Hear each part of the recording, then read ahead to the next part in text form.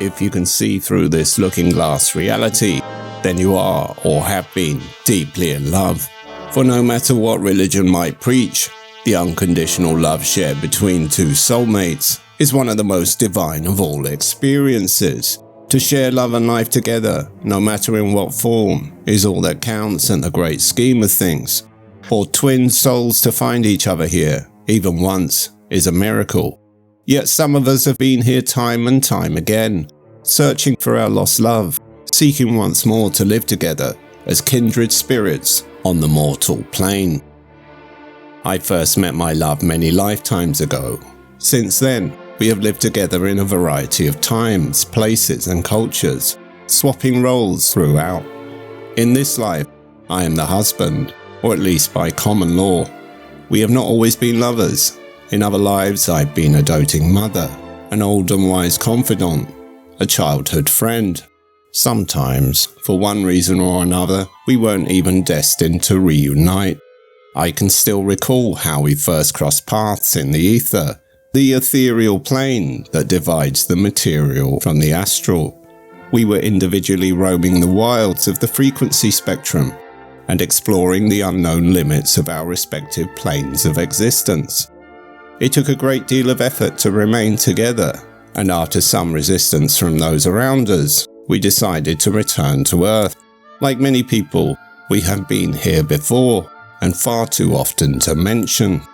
On our first excursion together, we went through the proper channels, foreshadowing prospective parents, perusing the earthly lives we could live within our means, because life has a far greater price than most can imagine, and it is paid in karma.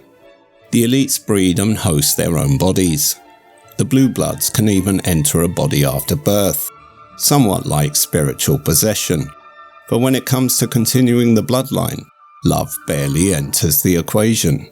For them, marriage is a business agreement, a power play, a union solidifying the bond of a vastly extended family.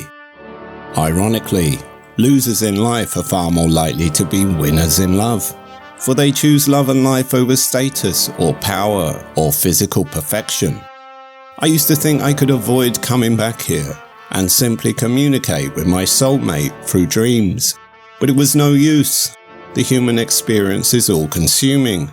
The ethereal, however poetic, is fleeting and fades quickly from memory in the light of the day.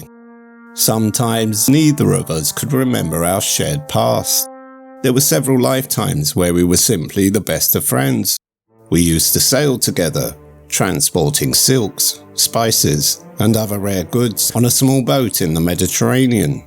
We lived short yet exciting lives that often ended in tragedy, but they are still some of our happiest shared memories. Almost a century later in Northern Europe, my love had been born into lower royal descent, yet I was little more than a pauper.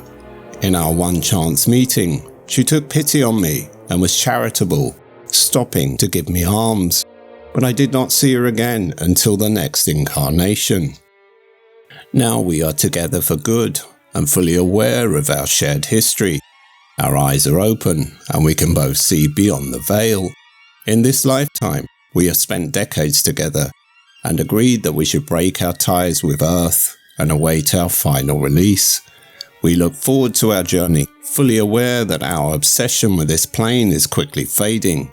Not just for us, but for many, the lure of mortal life on Earth has lost its sheen. Until the day is done, we must all find our place in this time of turmoil. To err may be human, but to be human is to be divine.